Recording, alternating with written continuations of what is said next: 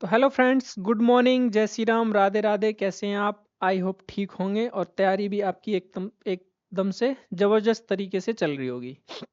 तो अब तक हम काफ़ी सारे टॉपिक कवर कर चुके हैं। ठीक है, काफ़ी सारी क्लास हमने की टॉपिक सी डिटेल में। तो आज मैंने सोचा क्यों ना आपका एक प्रैक्टिस सेट में करा देता हूं जो कि आपका प्रीवियस ईयर का है। ठीक है, तो आज जो हम प्रैक्टिस सेट करेंगे उससे आपको ये भी पता चलेगा क्या हम जो पढ़ रहे हैं वो रिलीवेंट है कि नहीं। क्या जो हम पढ़ रहे हैं वो आपके क्वेश्चन पेपर में आया हुआ भी है या ऐसे ही पढ़ते जा रहे हैं। तो आज आप यहाँ पे देखेंगे जो भी हम क्वेश्चन करेंगे, यानी जो हमारा प्रैक्टिस सेट होगा ये 2 फरवरी 2023 का करेंगे। आज हम कौन सा करेंगे? 2 फरवरी 2023 का। ठीक है। आप सबको धैर्य बना के एकदम से बैठना है पूरी क्लास में, और क्लास को ज़्यादा से ज़्यादा शेयर भी करना है। ठीक है, चलिए स्टार्ट करते हैं आज का हमारा सेशन। और आज की हमारी क्लास स्टार्ट करने से पहले आपको मैं बता दूं ये प्रैक्टिस सेट है कौन सा 2023 का।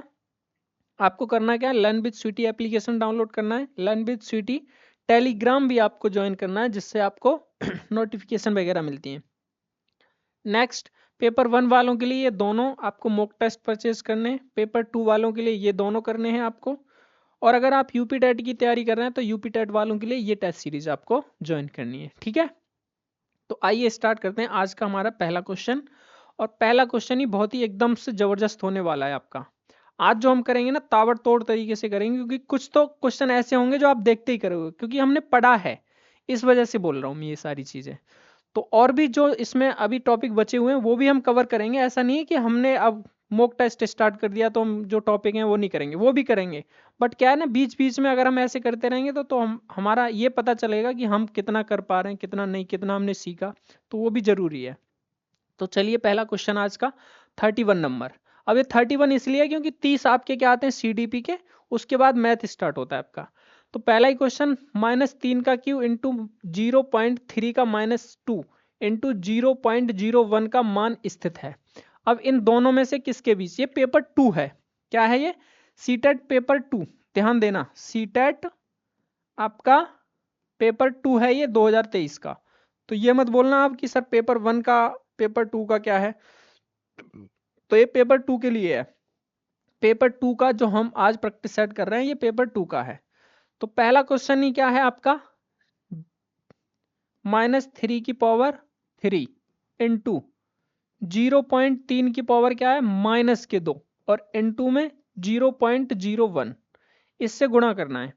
अब इसका जो मान हमें देखना है वो ये देखना है इन ऑप्शन में किस किस के बीच आएगा। क्या -2.5 और 2.25 के बीच आएगा? यानी इसी तरह से पहले हम इसका सॉल्यूशन कर लेते हैं, फिर देखते हैं किसके बीच में आएगा। तो देखो, -3 का क्यू करते हैं और इनटू में ये 3.10 है, 0.3 है, तो मैं इसका -3 रहने देता हूं और इसका क्यू इनटू में इसको मैं चेंज कर लेता हूं, 3/10 हो जाएगा। ये पॉइंट हटेगा तो नीचे 10 हो जाएगा और इसकी पावर कितनी हो जाएगी, -2 है। ठीक है, और इनटू में 0.01।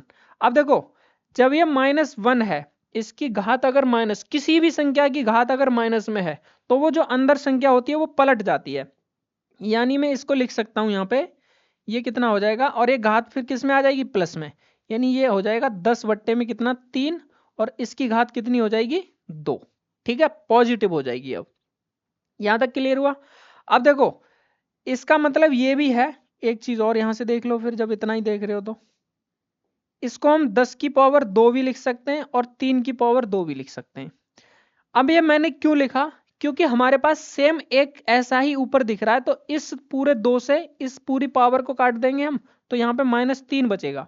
यानी मैं यहाँ लिख सकता हूँ कि -3 बचेगा, इनटू में इधर 10 की पावर 2 करेंगे तो ये हो जाएगा 100, और इनटू में यहाँ पे कितना हो जाएगा 0.01। इसका आपस में गुणा कर दो, देखो 0.01 है तो इसके नीचे क्या आ जाएगा, 100 आ जाएगा आपका, 100 से 100 कैंसिल हो जाएगा, और आंसर कितना आ जाएगा यहाँ से -3। कितना आ जाएगा, -3। ऑप्शन देखो, क्या ये 3 और 3.5 के बीच में है? क्या ये -3.5 और -2.5 के बीच में है? तो यही हमें तो लग रहा है कि -3.5, यहाँ पे तो देखो 3 है, ये -3, तो 3.5 इसके बाद ही तो आएगा, -3.5 इधर हो गया, और इससे पहले आपका आएगा -2.25। 5। 2.5 इससे पहले आएगा कि नहीं बताओ? 2.5 तो इससे पहले आएगा, तो ये बीच में ही तो हुआ आपका, ये किस में हुआ? बीच में। तो ऑप्शन नंबर 3 हो जाएगा एकदम करेक्ट। ठीक है, समझ में आया क्वेश्चन कैसे किया हमने? अगर क्लास आपको ठीक लगे ना तो ज्यादा से ज्यादा दोस्तों में शेयर भी करना है। आप शेयर नहीं करते हो, लाइक भी नहीं करते हो, लाइक भी करना है, शेयर भी करना है। चलो नेक्स्ट क्वेश्चन क्या है? 32। यदि a और b अंक इस प्रकार हैं कि 3a प्लस b7 बराबर 121 है, तो ए बी के दुगने का मान होगा। यानी यहाँ पे ये जो दिया है ये ऐसे है आपका 3a और यहाँ पे b7, ये जो है आपको 1 to 1 के बराबर दिया है। अब हमें यहाँ पे a का मान और b का मान निकालना है। अगर a और b का मान आपके पास आ जाता है तो हम क्या करेंगे, इस क्वेश्चन को आसानी से सॉल्व कर लेंगे। अब मुझे बताओ a का यहाँ पे ऐसी क्या वैल्यू में रखूं जो कि जोड़ने पे आपका कितना आए? 1 आए यहाँ पे।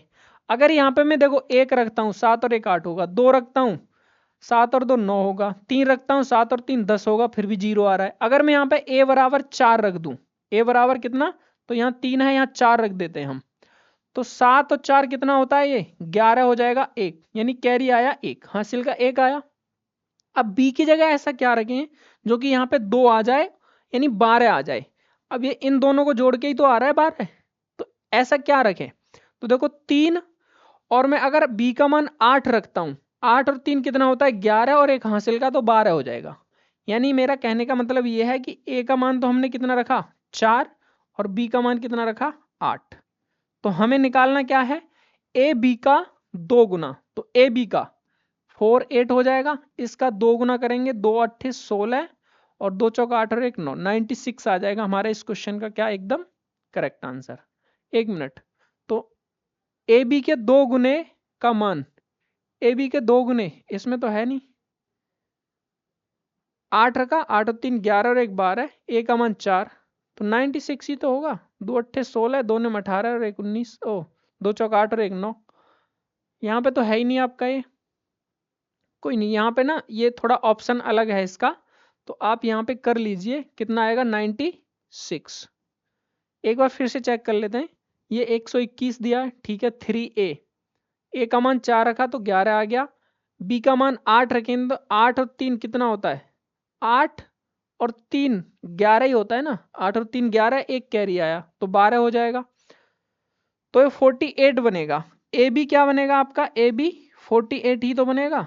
अब इसका अगर मैं 2 गुना करता हूं, इसका मैं 2 गुना, तो 2 8 16 और 2 चौक 8 और 1 9, 96 ही बन रहा है, लेकिन ऐसा ऑप्शन में नहीं है, तो हो सकता है मिस प्रिंट है यहाँ पे, कोई दिक्कत नहीं, इसको आप चेंज कर लेना, ठीक है।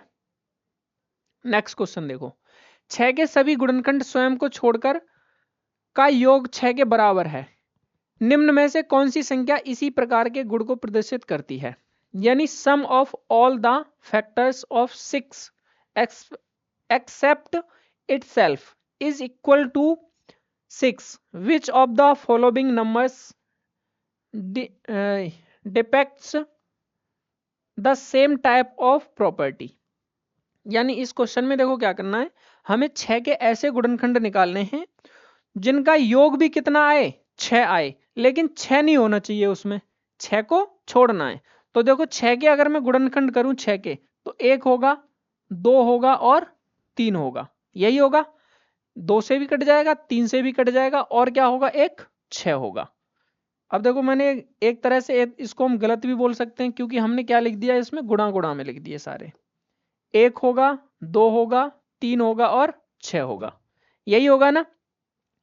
लेकिन इसने पहले ही बोल दिया कि 6 को तो छोड़ना है, तो 6 को तो छोड़ दिया। उसके बाद देखो क्या इनका सम जो है क्या 6 के बराबर आ रहा है? तो 3 और 2 4 और 1 कितना हो जाएगा? 5, यानी 3 और 2 5 और 1 कितना हो जाएगा? 6, तो 6 के बराबर भी आ रहा है। तो ऐसे गुणनखंड किसके बराबर है? निम्न में से का योग 6 है, तो ये तो 6 के बराबर आ गया, पहला सेटिस्फाई हो गया। दूसरा बोल रहा है ऐसी ही कौन सी संख्या इसी प्रकार के गुण को प्रदर्शित करती है? तो इनमें से हमें एक संख्या लेनी है, जैसे 27 में लेता हूं, तो देखो 27 जैसे ही मैंने लिया तो मुझे पता है 3 3 और 3 3 तिया 9 तिया 27, यही होता है। तो 3 किस किस से कटेगा? ये पहली बात, तो 3 का एक तो गुणनखंड 1 हो जाएगा, 3 हो जाएगा, 7 से कटेगा नहीं, और 1 कितना हो जाएगा? 9 हो जाएगा। और एक हो जाएगा कितना 27। तो हमें 27 को तो छोड़ना है क्योंकि प्रॉपर्टी सेम इस वाली यूज करनी है, तो 6 में हमने यूज की है। तो इनको देखो 9 और 1 10 और 1 10 और 3 कितना हो रहा है 13, तो ये तो गलत हो गया। ऐसे ही यहाँ पे देखो इसका 1 होगा, 3 हो गया, 4 हो गया, 5 नहीं होगा, फिर 9 6 हो जाएगा, कितना हो जाएगा आपका 6 गुणनखंड हो जाएगा, और 6 9 फिर क्या हो जाएगा 9, और उसके बाद 12 भी हो जाएगा, 12 36 18 हो जाएगा, फिर 36 हो जाएगा। तो इस 36 को छोड़ेंगे तो मुझे नहीं लग रहा इन सबको जोड़ने, देखो यहाँ पे ही 8 और 2 10, 30 तो यही हो जाएगा 30, और फिर जोड़ेंगे तो ये भी नहीं बन रहा, और 32 भी नहीं बनेगा आपका।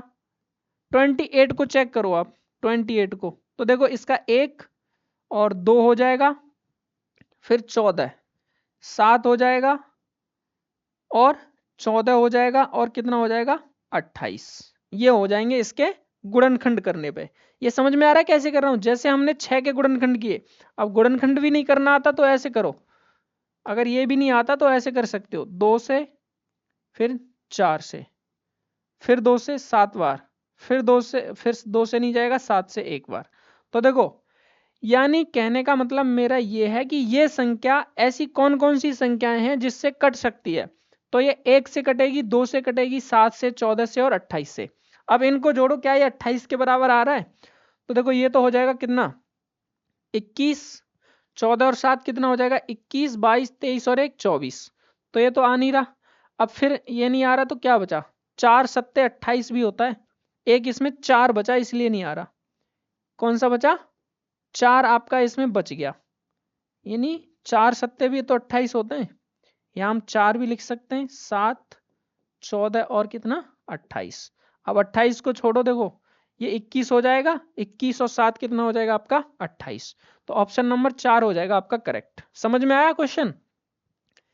इन सब का समझाने का मतलब यही है कि जो पहले वाले में हमने प्रॉपर्टी यूज की है वही हमें इस ऑप्शन में भी करना है, चेक करना है। नेक्स्ट क्वेश्चन देखो, एक वर्ग संख्या 6 से विभाज्य है, तब निम्न में से किस कथन का उस वर्ग संख्या के बारे में सदैव सत्य होना आवश्यक नहीं है। आवश्यक नहीं है, नहीं वाला पॉइंट।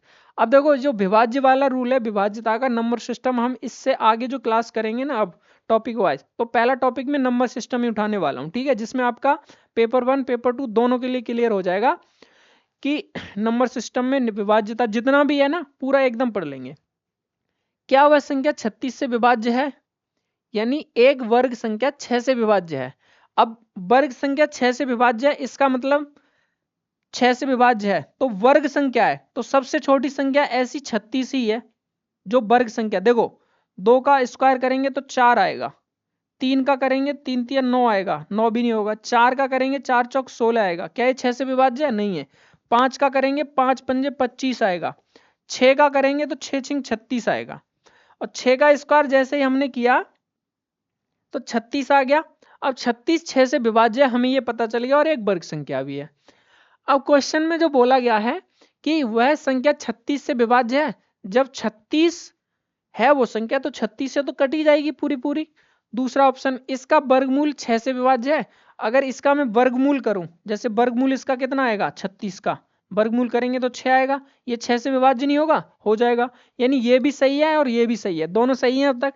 इसका वर्गमूल 3 से विभाज्य है, तो वर्गमूल 3 से विभाज्य हो जाएगा 6 की नहीं, 3 से कट जाएगा।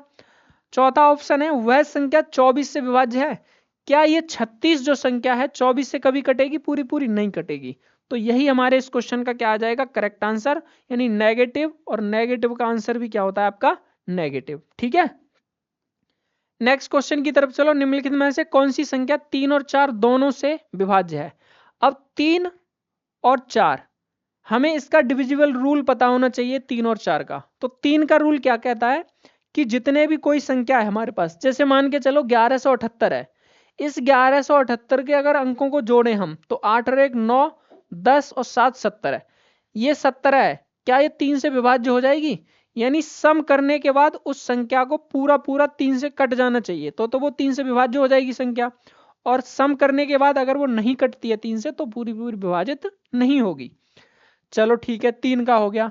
अब 4 का रूल क्या कहता है, 4 का रूल कहता है कि कोई भी संख्या के अंतिम यानी अंतिम के 2 अंक। जैसे मान के चलो मेरे पास संख्या है 25 6 4, यानी इसके अंतिम के जो 2 अंक हैं, इन दोनों अंकों में 4 का पूरा पूरा भाग चला जाए तो ये संख्या 4 से पूरी तरह से कट जाएगी। अब ऑप्शन में चेक करो, देखो जैसे सबसे पहले अगर मैं 4 की बात करूं तो ये 2 अंक जो ऐसे हैं जो 4 से कट जाएंगे, बिल्कुल कट जाएंगे। अब ये 2 अंक हैं, ये भी 4 से कट जाएंगे, ना तो ये 4 से कटेगा, और ये तो 3 से ही हमने चेक कर लिया, 3 से नहीं कट रहा तो 4 से भी नहीं कटेगा।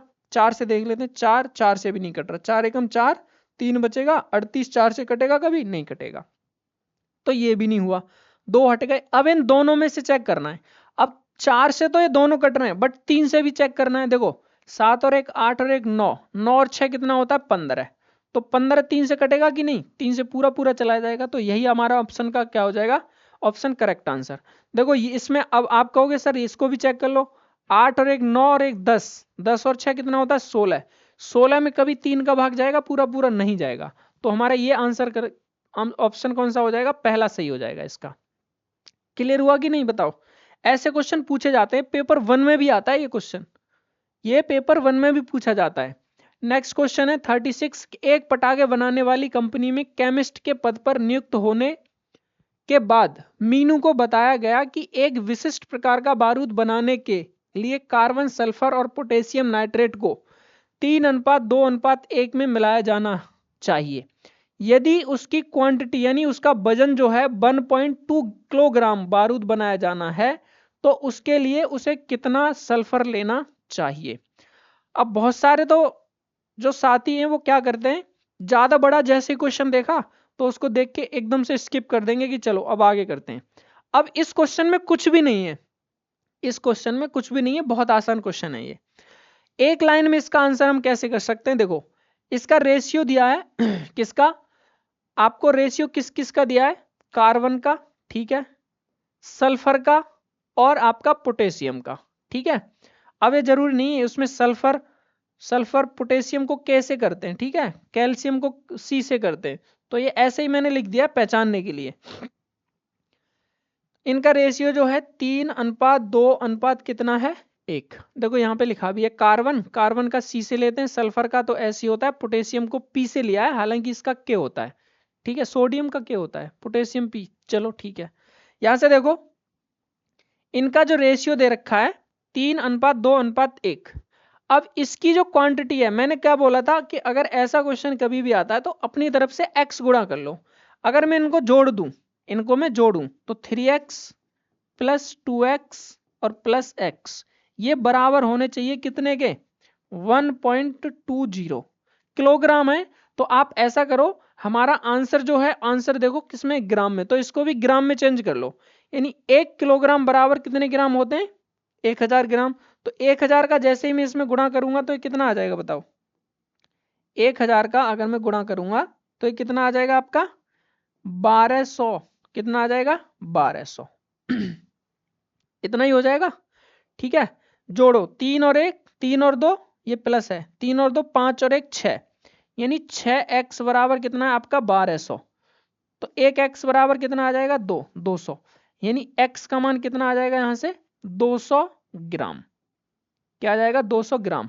हमसे पूछी किसकी वैल्यू है, सल्फर द शुड ऐड, यानी सल्फर कितना ऐड हो रहा है 2 यूनिट, तो 1 x का मान इतना है तो 2x का मान कितना हो जाएगा, 2x करेंगे तो इधर भी 2 दूनी 400 ग्राम, कितना हो जाएगा 400 ग्राम।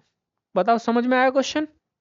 चलो नेक्स्ट क्वेश्चन पे चलें। अब अगला क्वेश्चन, जब बाबू ने 2020 में नई निसान माइका खरीदी, अब निसान एक कार होती है, ठीक है, खरीदी, तब उसका मूल्य कितना था 5 लाख था। प्रत्येक वर्ष उसके मूल्य में उस वर्ष के मूल्य की 4% कमी होती जाती है, वर्ष 2022 में उसका मूल्य क्या होगा। अब देखो इस क्वेश्चन को अगर हम ट्रिक से करें और बेसिक से करें तो बेसिक से करने में तो बहुत टाइम लगेगा, लेकिन अगर ट्रिक से करें तो मुश्किल से 10 सेकंड में क्वेश्चन हो जाएगा। अब देखो कैसे करेंगे, सोचो, मान के चलो उसका जो पहले प्राइस था, यानी पहले जो प्राइस था उसका, पहले यहां आप लिख सकते हो पहले जो 2020 में, पहले कब 2020 में जो प्राइस था उसका कितना था 5 लाख रुपए था। कितना? 5 लाख। ठीक है, लेकिन 2022 में, पहले 2020 से 2021 जाएगा वो, और 2021 में कितना घट रहा है वो? माइनस के 4%। ठीक है, तो माइनस का 4%, यानी ये मान के चलो, मैंने परसेंट बताया आपको कि कोई भी चीज अपने आप में 100% होती है। अगर मैं 100% में से 4% माइनस करूंगा तो 96% बचेगा। कितना? 96। तो आप डायरेक्ट क्या करोगे, यहां से इसका 96% निकाल दो। कितना? 96%। 96% निकालेंगे तो ये परसेंट के बदले में नीचे क्या आ जाएगा? अपॉन में 100 से गुणा हो जाए, भाग हो जाएगा। इसमें 100 से क्या हो जाएगा? भाग। 2 जीरो से 2 जीरो कैंसिल। अब इसका गुणा कर दो तो देखो कितना आ जाएगा? 3 जीरो तो रहेंगे ही है। कितने? 3 जीरो। 5 छिंग 30, 5 निम 45 और 3 कितना होता है? 48। कितना होता है? 48। यानी 4,80,000 हो गया 2021 में उसका प्राइस घटकर। अब 2022 में, जैसे ही 2022 में जाएगा वो 4% से घटा, तो यहां पे हम लिख सकते हैं ये कितना हो जाएगा? 4% से घटने के बाद ये इसका प्राइस 4,80,000।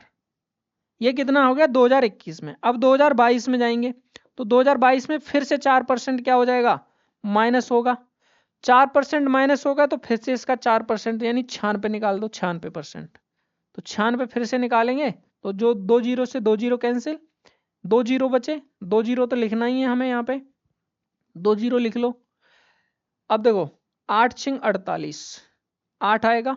ठीक है, 6 चौक 24, 8 नम 72 और 24 82 और 10 92 हो जाएंगे, और 92 और 4 96 हो जाएंगे।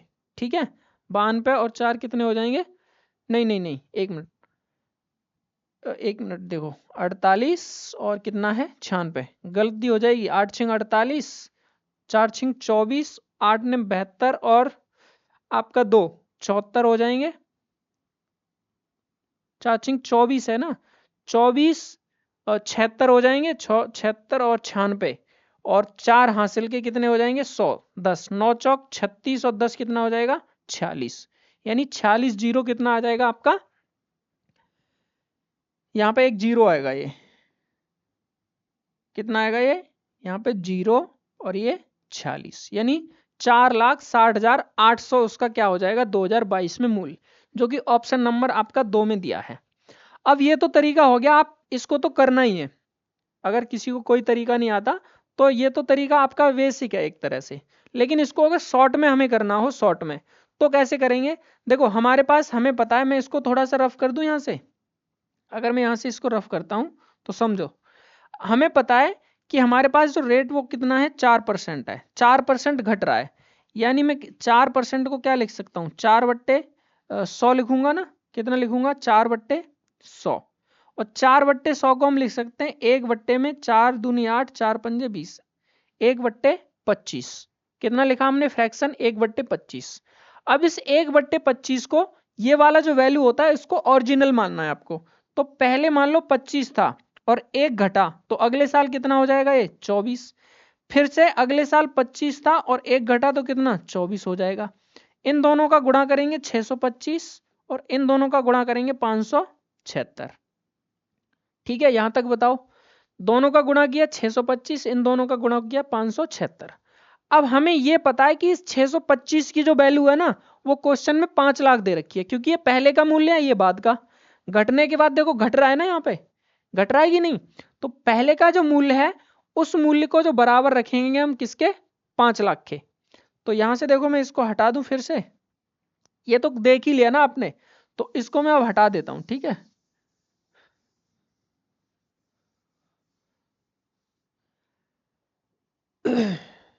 तो आगे अब करेंगे कैसे? देखो हमें पता है कि 625 की यूनिट की जो वैल्यू है वो क्वेश्चन में 5 लाख के बराबर है। किसके? 5 लाख के बराबर। तो 1 यूनिट की वैल्यू हम यहां से निकाल देंगे। 1 यूनिट की वैल्यू कितनी हो जाएगी? ये 5 लाख हो जाएगा। ठीक है, और अपॉन में कितना आ जाएगा? 625, क्योंकि 625 से भाग देंगे जब ही तो आएगा 1 यूनिट की वैल्यू। लेकिन हमें निकालनी कितनी है? 576 की। हमें तो यही तो निकालना है, 2 साल बाद का मूल्य। तो 624 यहां पे कर दो। कितना करेंगे? 576, 576। और जब हम इसका आपस में इसको सॉल्व कर लेंगे तो जो भी हमारे पास जो आंसर निकल के आएगा यहाँ पे 46,0800, यही हमारे इस क्वेश्चन का क्या हो जाएगा, एकदम करेक्ट आंसर। अब ये कैसे आया, इसको सॉल्व कर लोगे आप। देखो ये 25 से कट जाएगा 25 बार, ये 50 2 कितना आ जाएगा 3 जीरो, फिर ये 8 बार जाएगा कितना 8 बार और 2 जीरो। अब 8 का जब गुणा करोगे तो यही आएगा, इस संख्या का 8 में गुणा कर दो, सॉरी 800 का इस संख्या में गुणा करेंगे तो कितना आ जाएगा 4,60,800। ठीक है, यहां तक बताओ कोई दिक्कत परेशानी? चलो नहीं है ना, तो आगे चलते हैं। अब एक 10 लीटर के मिश्रण में केवल अम्ल और पानी ही है, इस मिश्रण में 60% अम्ल है, यदि हम इस मिश्रण में 25% पानी चाहते हैं तो इसमें कितना अम्ल और मिलाना पड़ेगा। इस क्वेश्चन के भी हम दो तरीके आपको बताएंगे। पहला तो एक बेसिक समझ लो, फिर मैं शॉर्ट भी बता दूंगा। A 10 liter mixer consists of acid and water only. The acid is 60% in that mixer.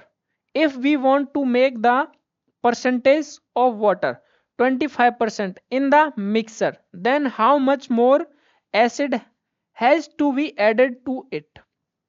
यानी ऐसे मान के चलो कि कोई भी आपके पास मिश्रण है और मिश्रण हमेशा कैसा होता है अपने आप में 100%, ये चीज मैंने आपको बोला है। और ये 100% है, इसकी वैल्यू क्वेश्चन में दे रखा है कितना 10 लीटर, 10 लीटर ही है ना, एक 10 लीटर के मिश्रण में ये 100% 10 लीटर के बराबर है। किसने के 10 लीटर के, जिसमें अगर बोला जाए केवल पानी और अम्ल, यानी अगर एसिड की बात की जाए एसिड, तो एसिड कितना है आपका, एसिड आपका 60% है। और 100 का अगर 60% में निकालता हूं तो कितना आएगा 6, तो 10 का 60% निकालेंगे तो 100 का 60% 60 आएगा। ऐसे ही 10 का अगर 60% निकालते हैं, देखो 10 का 60% अगर मुझे निकालना हो तो कितना आ जाएगा, 2 जीरो से जीरो कैंसिल, कितना बचा ऊपर 6, यानी कितना आ गया 6 आ गया। और वहीं अगर वाटर की बात करें, वाटर की, तो वाटर आपका कितना 40%, क्वेश्चन में दिया हुआ है, क्वेश्चन में कितना है 60% अगर एसिड है तो वाटर कितना बचेगा उसमें, फिर 100% है ना टोटल, तो 40% बचेगा। तो ये कितना हो जाएगा 4, क्योंकि 6 ये है, तो टोटल मिला के देखो 10 हो रहा है कि नहीं, बिल्कुल हो रहा है। और ये टोटल मिला के देखो 100 हो रहा है कि नहीं, तो ये भी 100 हो रहा है। यहां तक बताओ कोई दिक्कत? अब मैं मान लेता हूं क्वेश्चन में हमसे बोला गया है क्वेश्चन में कि जो यदि हम इस मिश्रण में 25% पानी क्या करते हैं, पानी चाहते हैं, 25% पानी, अगर आप 25% पानी चाहते हो इसमें, तो आपके पास एसिड कितना रहेगा 75% रह जाएगा कि नहीं। तो इसमें कितना अम्ल और मिलाना चाहिए, मैं मान लेता हूं कि इसमें जो है अम्ल, अम्ल जो हम मिलाएंगे अम्ल वो x मान लेते हैं हम, कितना x, तो कितना हो जाएगा ये, अब नया जो है यानी 10 लीटर अम्ल हमने क्या कर दिया मिलाया इसमें, ठीक है मिलाया, ये मान लिया है मैंने। तो टोटल अम्ल जो मिक्सर होगा 10x हो जाएगा कि नहीं, बताओ कितना हो जाएगा 10x। अब जब ये 10x हो जाएगा तो हमें बोला है इस मिश्रण में 25% पानी चाहते हैं, 25% पानी चाहते हो, x% ये अम्ल मिला लिया, तो 25% इसी का तो निकालना है हमें, यानी मैं अगर 25% इसका निकाल दूंगा, 25% ऑफ किसका 10 प्लस x या x प्लस 10 लिख लो, कोई बात नहीं है इससे, ठीक है। और ये किसके बराबर होगा, पानी चाहते हैं ना, तो पानी कितना है आपका 4, तो 4 के बराबर हो जाएगा। पानी कितना लीटर है पहले 4 है ना, तो इसके बराबर ही तो होगा मेरे। अब यहां से देखो इसको सॉल्व कर लो, 25/100 करेंगे इसको, और इनटू में x प्लस 10 बराबर कितना आ जाएगा ये 4, इसको पूरा उठा के इधर भेज दो तो ये 25 चौके 100 हो जाएगा, नहीं ये x प्लस 10 बराबर कितना आ जाएगा आपका 16, और x बराबर कितना आ जाएगा 6। कैसे आया, 10 को इधर ले गए तो -10 करेंगे तो कितना बचेगा 6 आ जाएगा, ठीक है। यहां तक बताओ कोई दिक्कत आपको परेशानी, x का मान कितना आ गया 6, और x का मान जैसे ही आपको 6 आया यहां पे तो हम यहां पे क्या करेंगे, अब वही हमसे पूछा है x ही तो पूछा है, तो आंसर भी आ गया हमारा कितना 6 आ गया। ठीक है। अब ये तो देखो एक बेसिक तरीका था। अब इसी को मुझे अगर शॉर्ट करना हो तो देखो कैसे करेंगे। अब शॉर्ट देखो यहाँ पे इतने में ही हो जाएगा शॉर्ट। ठीक है, कैसे करेंगे। पानी देखो यहाँ पे लिख लो आप एसिड, पहले क्या लिखोगे एसिड, और यहां लिखोगे आप कितना वाटर, क्योंकि एसिड और वाटर का ही तो मिश्रण है। हमें पता है कि 60% अम्ल है, अगर ये 60% है तो वाटर कितना होगा 40% होगा। इसको अगर मैं छोटा रेशियो में इसको मैं तोड़ रहा हूं, ये रेशियो मेथड बोलते हैं इसको, कौन सा रेशियो। तो इसको मैं यहां से अगर छोटा करूं तो देखो 20 दूनी 40 और 20 तिया 60, यानी 3 अनुपात कितना आ जाएगा ये 2। ये तो आ गया पहले था, ठीक है। लेकिन और इसकी वैल्यू जो है क्वेश्चन में कितनी दे रखी है, सम इसका 10 लीटर के बराबर, इतना दे रखा है कि नहीं। जो जो दे रखा है बस वैसे ही करेंगे, बस तरीका चेंज है। अब हमें चाहिए कितना मिश्रण में 25% पानी चाहिए। अगर मान के चलो 25% में पानी ले आता हूं, ठीक है, 25% पानी, तो ये 75% रहेगा कि नहीं। अगर इसको भी मैं छोटा कर लूं तो 25 और 25 दिया 75, यानी ये भी कितना हो जाएगा 3 अनुपात में आपका 1 हो जाएगा। समझ में आया तक। अगर 25% पानी होना चाहिए तो फिर जो एसिड 100% है उस वो तो 100% ही रहेगा ना, तो उसमें एसिड कितना रहेगा 75%, जब भी तो 25% पानी रहेगा। अब यहां पे देखो बोला है पानी चाहते हैं तो उसमें कितना अम्ल और मिलाना चाहिए। तो आपको करना क्या है, जो चीज मिलाते हैं हम उसको तो देखते हैं, लेकिन जो नहीं मिलाते, जैसे पानी नहीं मिलाया, तो पानी को तो हमें सेम करना पड़ेगा कि नहीं। अम्ल मिला रहे हैं लेकिन पानी नहीं मिला रहे हम, तो पानी तो सेम ही रहेगा उसका, ना तो निकल रहा ना मिल रहा। तो इसको सेम करने के लिए यहाँ 2 है यहाँ 1 है, तो यहाँ पे 2 का गुणा करना पड़ेगा, तो 2 का ही इधर करेंगे, यानी ये हो जाएगा कितना 3 दूनी 6 और ये हो जाएगा 2, यानी 6 अनुपात 2। यहां देखो पानी का क्वांटिटी सेम हो गई, यहां से यहां तक देखो ये कितना बढ़ रहा है 3 बढ़ रहा है, कितना बढ़ रहा है 3 यूनिट। टोटल यूनिट कितना है 5 यूनिट, यानी 3 और 2 कितना है ये 5 यूनिट है ना, और इस 5 यूनिट की वैल्यू 10 है। 5 यूनिट की वैल्यू कितनी है, तो 1 यूनिट की वैल्यू कितनी आ जाएगी 5 दूनी 10, 2 आ जाएगी कि नहीं। 1 यूनिट की वैल्यू कितनी है 2, तो 3 यूनिट की वैल्यू कितनी आ जाएगी 2 का गुणा कर दो 3 दूनी 6, कितना आ जाएगा ये 6 लीटर। अगर आप इस वाले मेथड को समझ गए ना ये वाला, तो ये बहुत आसान है, और इस सारे सारे क्वेश्चन में लगता है, ये वाला हर क्वेश्चन में लगता है आपका। तो इस वाले को तो नहीं करोगे आप पेपर में, बेटर रहेगा कि इससे करो। अगर अब कोई क्वेश्चन और आता है तो मैं इसी मेथड से आपको बताऊंगा, ठीक है, इस वाले को नहीं करेंगे हम। ये तो बता दिया है कि अगर ये भी ना आपको आए, इसमें भूल जाओ, तो ये कैसे करेंगे फिर, ये तो है ही है फिर।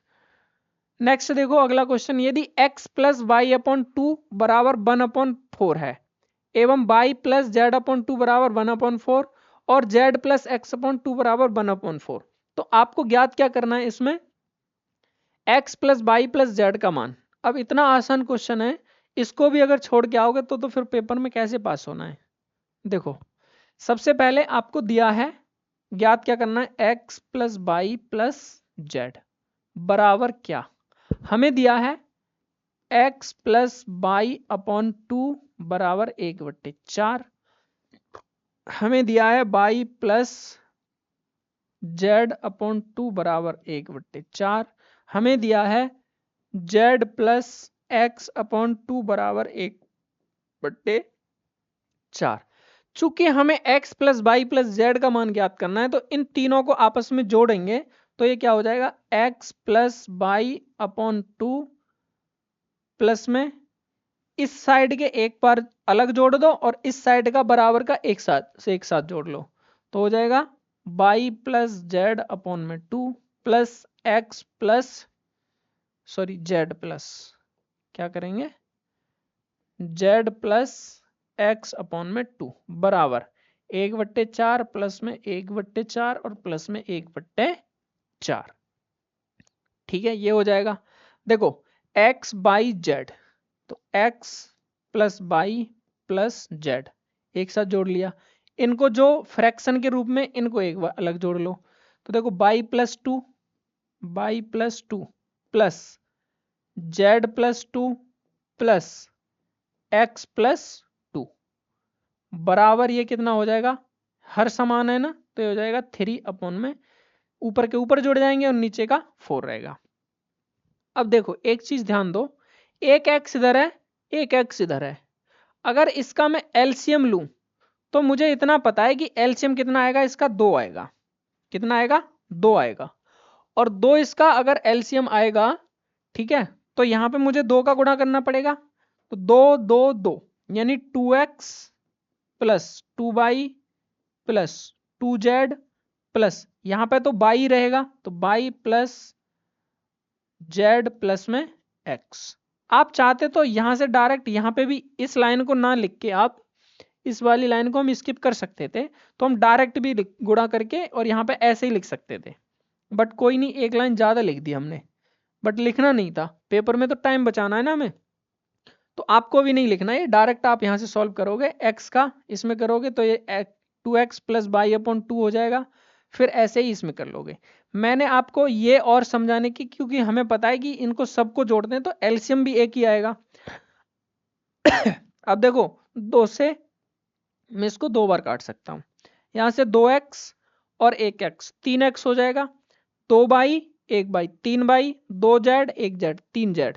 तो क्यों ना मैं 3 कॉमन ले लूं, और 3 जैसे ही मैंने कॉमन लिया तो अंदर x plus by plus z बचा और बराबर 3 अपॉन में 2 बचा। 3 से 3 कैंसिल हो जाएगा, यहाँ क्या बचा 1 ऊपर और नीचे कितना बचा 2। आंसर कितना आ गया, x plus by plus z का मान कितना आया बताओ, 1/2। और 1/2 कहां पे आपका ऑप्शन नंबर 3 में है। तो अब तक हम पहुंच चुके हैं 39 क्वेश्चन पे। क्लास आपको कैसी लग रही है कमेंट बॉक्स में कमेंट करके बताएंगे, ठीक है, और शेयर भी करनी है क्लास को।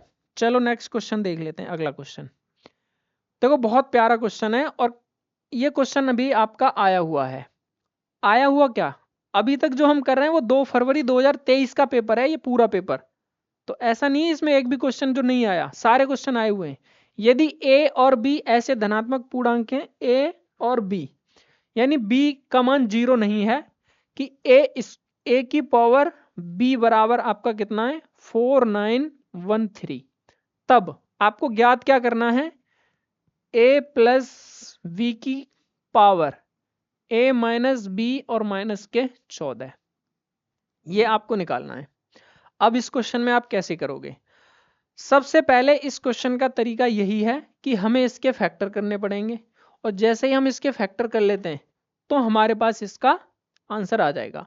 अब ये संख्या फैक्टर तो करें हम, लेकिन कटेगी किससे, तो देखो अगर हम जोड़ें इसको तो 9 10 10 और 7 17, ये किससे कट रही है, अब यहाँ 17 आ रहा है तो ये कटेगी 17 से, लेकिन ऐसा नहीं कि योग अगर 17 आए तो 17 से कटेगा, ठीक है, ये मत गलती करना आप, क्योंकि योग भी इसका कितना आ रहा है 17। तो इसके मैं अगर फैक्टर करूं 13, तो देखो ये 17 का क्या होता है, 17 से काटेंगे हम तो 17 दूनी 34, 2 बार जाएगा 34 यानी 5 1 बचा, 17 8 8 7 56, 8 और 5 कितना होता है 13, 8 बार जाएगा, ठीक है।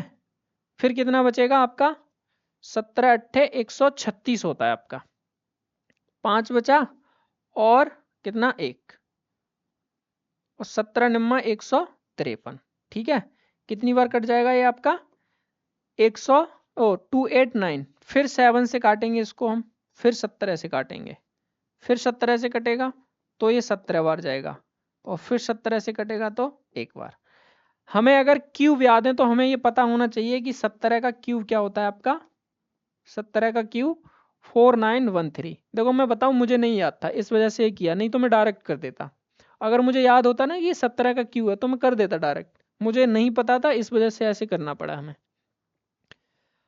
अब देखो यहाँ पे ये जो 17 की पावर 3 आएगा तो हम यहाँ लिख सकते हैं कि a का मान कितना आ जाएगा 17 और b का मान कितना आ जाएगा आपका 3, यही हो जाएगा ना।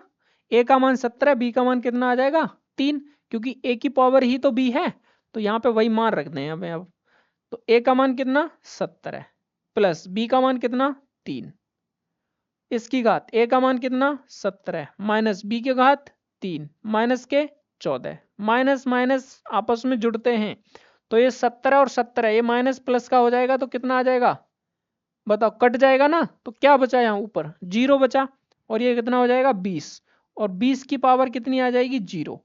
अब मुझे एक चीज बताओ, किसी भी संख्या की घात अगर 0 आ गई, किसी भी संख्या की घात चाहे कितनी भी बड़ी संख्या हो, अगर उसकी घात 0 आ गई तो उसका आंसर हमेशा क्या होता है 1। क्या होता है 1। अब इस 20 से हमें कोई मतलब नहीं है, हमने यहां देखा कि 20 की घात कितनी है 0, तो हमारा आंसर कितना आ जाएगा 1, और ऑप्शन नंबर 2 क्या हो जाएगा हमारे इस क्वेश्चन का करेक्ट आंसर। बताओ समझ में आया क्वेश्चन? क्लास कैसी लग रही है आपको, कमेंट करके बताओ कमेंट में, ठीक है। नेक्स्ट क्वेश्चन 41, किसी चतुर्भुज के चारों कोणों की मापों का अनुपात आपको दे रखा है। अब ये बहुत अच्छे से हमने पढ़ा है, मैंने इसको पढ़ा है आपको। तो न्यूनतम कोण का माप हमें पता है कि चतुर्भुज के चारों कोणों का योग कितना होता है 360। तो आपको मैंने क्या बताया कि जब भी रेशियो में देखे तो आप x से गुणा कर दो, x plus 2x plus 3x और प्लस में 4x बराबर 360। 4 3 7 और 2 9 और 1 10, यानी 10x बराबर कितना आ जाएगा 360। 0 से 0 x का मान कितना आ गया 36। आपको ज्ञात क्या करना है, न्यूनतम कोण का मान। तो न्यूनतम क्या हो सकता है इसमें, न्यूनतम क्या होगा, देखो सबसे छोटा अगर हम देखें तो एक ही है, बाकी तो सब बड़े हैं, तो न्यूनतम क्या हो जाएगा 36। ऑप्शन नंबर 3 करेक्ट हो जाएगा। बताओ कितना आसान क्वेश्चन है, ये भी आपका आया हुआ है। तो इस पेपर में एक भी क्वेश्चन आपका ऐसा नहीं था जो आप छोड़ के आओ, सारे क्वेश्चन करने लायक थे और बहुत कम शॉर्ट टाइम में करने वाले थे, ऐसा भी नहीं था कि टाइम ज्यादा लेते। अब देखो इसी क्वेश्चन को देख लो, यदि किसी बहुफलकी के 6 फलक और 12 किनारे हैं तो इसके शीर्षों की संख्या। अब हमने अच्छे से पढ़ा है प्रिज्म में, प्रिज्म में क्या पढ़ा है एक बार फिर से देख लो, प्रिज्म हमने पढ़ा था ना प्रिज्म। इसके फॉर्मूले अगर हमें फलक निकालने हो, हमें वर्टिसेस निकालने हो, हमें एज निकालने हो, तो फॉर्मूला क्या था n+2, इसका क्या था 2n, और एज निकालने का 3n, यही था। अगर वहीं हमें पिरामिड पढ़ना है, पिरामिड, तो पिरामिड का फॉर्मूला क्या था, फेस निकालने के लिए n+1, वर्टिसेस निकालने के लिए n+1, एजेस निकालने के लिए क्या होता है 2n होता है। तो ये फॉर्मूले क्या है आपको याद करने थे। अब इसमें आपको दे रखा है, आप किसी का भी मान, जैसे फलक दिया है तो फलक के बराबर इस फॉर्मूले के बराबर 6 रख दो, आंसर आ जाएगा। या किनारे हैं, जैसे किनारे मान लो 3n बराबर आपको कितना दिया है 12, तो 3 चौक 12, n बराबर कितना आ जाएगा 4। हमें निकालना क्या है, हमें निकालना है शीर्ष यानी वर्टिसेस। तो 4 दूनी 2 इंटू कितना करेंगे 4, 4 दूनी कितना हो जाएगा 8, और 8 शीर्ष आ जाएंगे वर्टिसेस आपके। ऑप्शन नंबर 2 करेक्ट हो जाएगा, ठीक है। कोई नहीं, कभी कभी क्या है ना एकदम से कंटिन्यू जब बोलते हैं तो हो जाता है, ठीक है, इसको माइंड नहीं लेना आपको। नेक्स्ट क्वेश्चन देखो, किसी आयत ABCD में AC बराबर 2x प्लस 3 सेंटीमीटर और BD बराबर 3x माइनस के 5 सेंटीमीटर, तब 2x प्लस 9 का मान। देखो जो मैंने टॉपिक आपको पढ़ा दिए उसमें मैं स्पीड से कर रहा हूं, ठीक है। क्यों कर रहा हूं, क्योंकि ये सारी चीज मैंने पढ़ाई है आपको बहुत अच्छे से। ये क्या किया है मैंने आपको पढ़ाया है, ब्लर आ जाता है ना बार बार, मैं देख रहा हूं ब्लर हो रहा है, चलो अब ध्यान रखेंगे। तो सबसे पहले आपको एक आयत बनाना है, क्या करना है एक आयत बनाना है। तो आयत बना लेते हैं सबसे पहले, तो चलो ये आयत, चलो भाई आयत, ये आयत है। इसमें क्या है ABC और D। अगर AC बराबर कितना है AC 2x प्लस में 3, और BD देखो ये है 3x माइनस के 5। अब आयत की प्रॉपर्टी याद है ना आपको, आमने सामने की भुजा कैसी होती है बराबर। अगर ये दोनों बराबर हैं तो बराबर रख दो, और यहां से देखो 2x उधर 3x, ये 2x उधर जाएगा तो x बचेगा, ठीक है बराबर। इधर 3 है उधर माइनस का 5 है, 5 इधर खींच के लाओ तो कितना हो जाएगा 8, यानी x का मान कितना आ गया 8। यहां से जैसे ही x का मान 8 आया तो आप यहां रख दो, तो 2 इंटू 8 और प्लस में 9, 8 दूनी 16 और 9 कितना हो जाएगा 16 और 9 कितना हो जाएगा 16 प्लस में 9 आपका हो जाएगा कितना 25। ऑप्शन नंबर 3 क्या हो जाएगा इस क्वेश्चन का एकदम करेक्ट आंसर। अब बताओ ये भी कुछ क्वेश्चन है, अगर आप प्रैक्टिस करोगे ना, और जो मैं क्लास करा रहा हूं अगर पूरा अच्छे से कर लिया तो आप भी ऐसे ही कहोगे जैसे मैं कह रहा हूं ना, ये भी कोई क्वेश्चन है, ऐसे ही कहोगे, 100% में गारंटी ले रहा हूं इस चीज की, कि अगर जो हम पढ़ रहे हैं उसको आप पूरा कर लो, जो भी एक एक टॉपिक एक एक वीडियो आप कंप्लीट करते हो, तो ऐसे ही कहोगे कि ये भी कोई क्वेश्चन है। अब इसको देख के भी आप कहोगे कि क्या ये भी कोई क्वेश्चन है, क्योंकि मैंने पढ़ाया है आपको।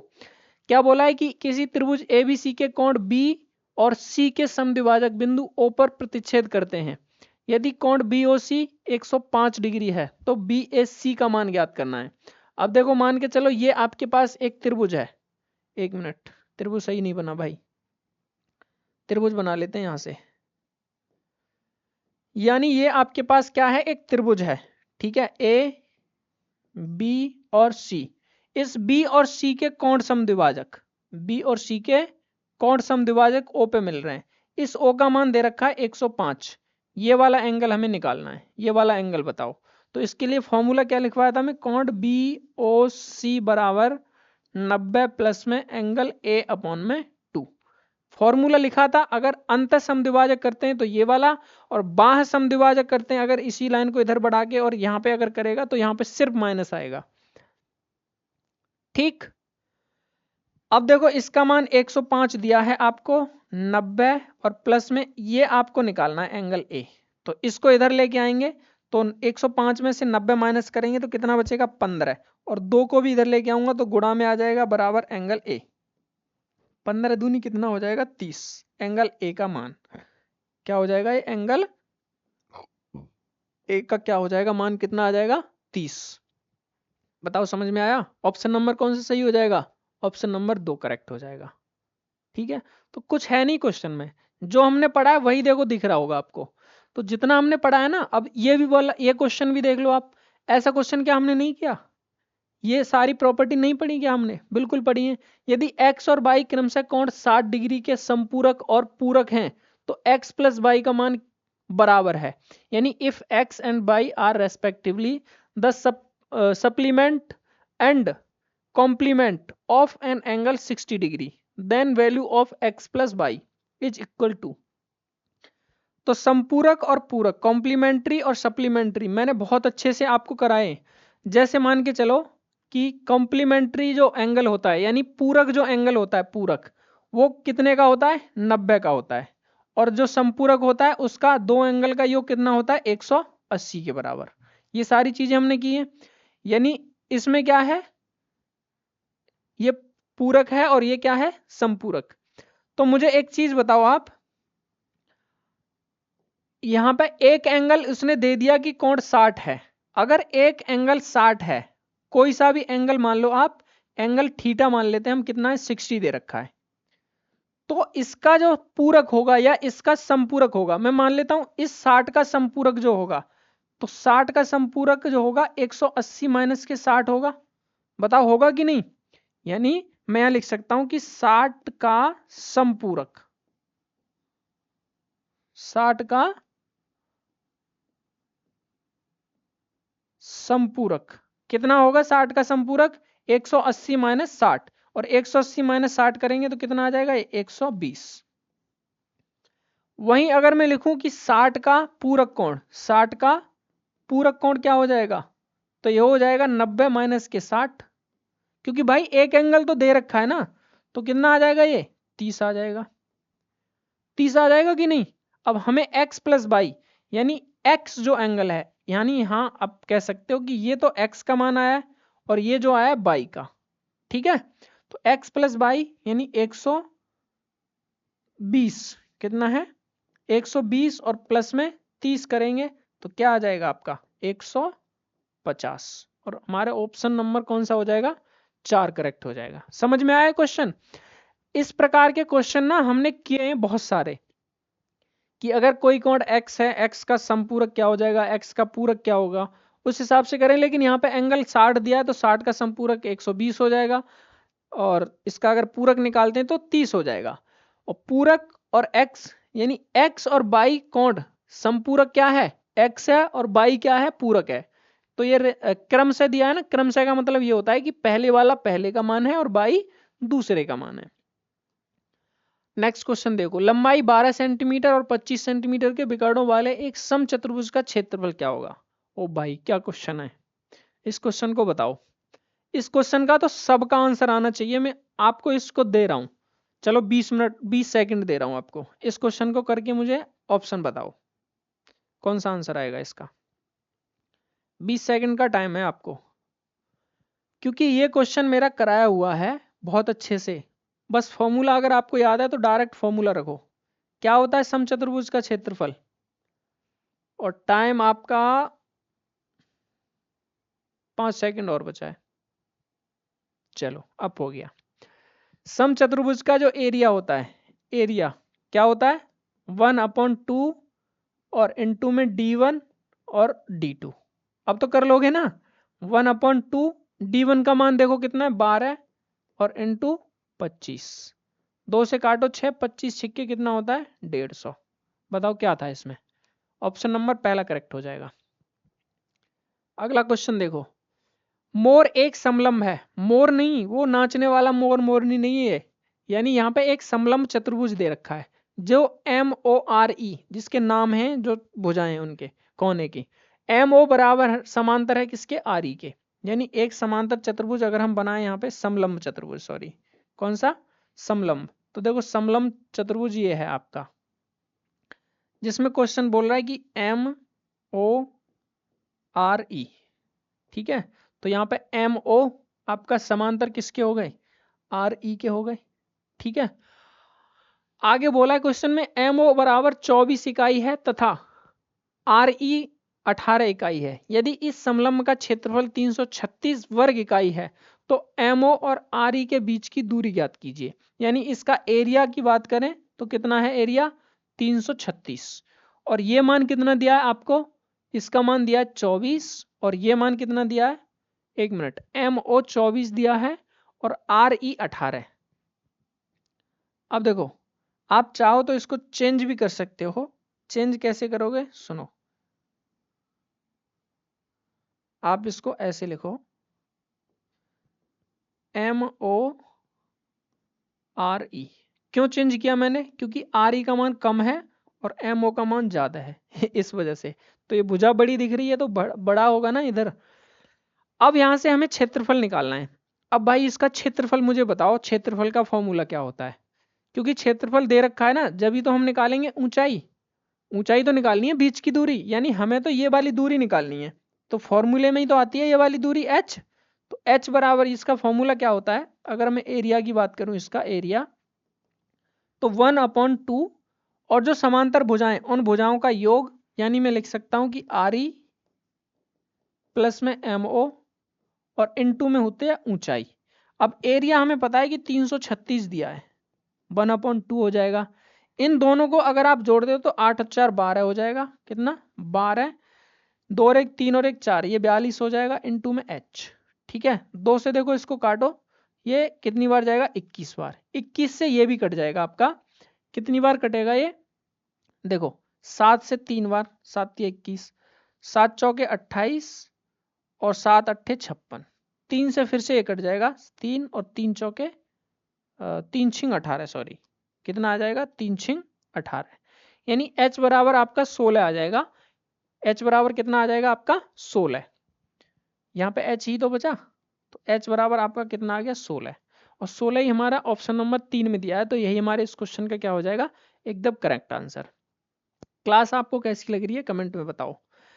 और अभी हमारे पास 3 क्वेश्चन और बचे हुए हैं। घनाभ के आकार के एक उपहार बॉक्स में एक कागज से ढका जाता है, ठीक है, जिसकी लागत 0.50 प्रति वर्ग है। देखो कभी भी अगर संख्या पॉइंट में लिखी है तो आपको पॉइंट के बाद डायरेक्ट 50 नहीं पढ़ सकते, इसको पॉइंट के बाद संख्या एक एक करके पढ़ी जाती है, 0.50 ऐसे पढ़ते हैं हम। ठीक है, कभी भी ध्यान रखना, अगर क्वेश्चन कभी भी आ जाए ऑप्शन में दे दे कि इसको हम कैसे पढ़ेंगे, मतलब क्वेश्चन में दे सकता है 5.43, तो ऐसे जो लिखा होगा ऑप्शन में, जैसे ये लिखा हो 5.43, अब यही हिंदी में लिख दिया हो कितना कि 5.43 अगर लिखा है, जैसे 43 लिख सकता है आपका, ठीक है, और कहीं लिखेगा आपका कितना 4, 1 मिनट, 4 और 3, तो ये वाला ऑप्शन सही हो जाएगा। ये आपका आ सकता है लेवल 1 में, ठीक है। तो लेवल 1 के लिए इंपॉर्टेंट पॉइंट है, ध्यान रखना।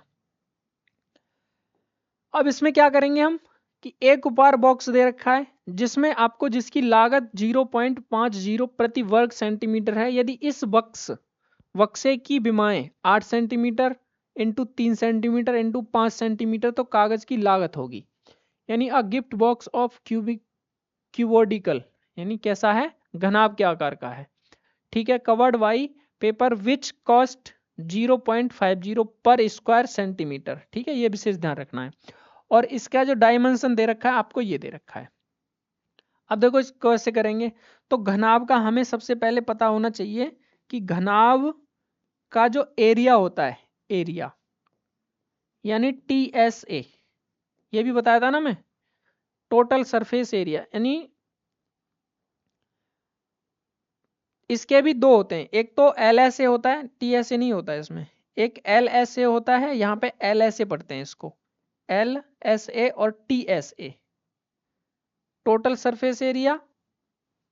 एक मिनट, टोटली तो निकालना है, तो TSA हो जाएगा, ठीक है। तो TSA जब हम निकालेंगे इसका तो क्या हो जाएगा, देखो 2LB plus LH plus BH, यही होता है ना फॉर्मूला हमारा। तो जो विमाएं दे रखी हैं वही रख दो। तो 2 इंटू में क्या है, 8 इंटू 3, 8 इंटू 3 प्लस में 8 इंटू में 5 इंटू में सॉरी प्लस में 5 इंटू में 3। तो इनको देखो गुणा करना है हमें, तो 8 तिया 24 प्लस 8 पंजे 40 प्लस 5 तिया 15 और इंटू क्या करना है हमें 2। तो इसको जब गुणा करेंगे हम, इनको जोड़ो 79 आएगा, ये कितना आएगा 79 और इंटू करेंगे 2 का तो कितना आ जाएगा ये 158। 2 ने 18, 2 सत्ते 14 और 1 15।